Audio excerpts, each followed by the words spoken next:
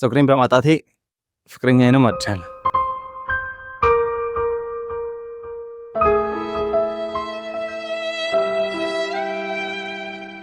ሰላም፣ የአዳ ፕራንክ ነኝ። ዛሬ እዚህ የተገኘሁት የፀጉር ንቅለ ተከላ ለማድረግ ነው። ብዙ ሰዎች ፀጉር ማጣት ፀጉርን ብቻ ማጣት ይመስላቸዋል። ነገር ግን ፀጉር ማጣት ኮንፊደንስን ማጣት ነው። ሰላም ተስፋዬን፣ ሙሉ ዓለምን፣ አዶናይን እና የተለያዩ ታዋቂ ሰዎችን ፕራንክ በማድረግ የምታውቁት ያዳ ነው።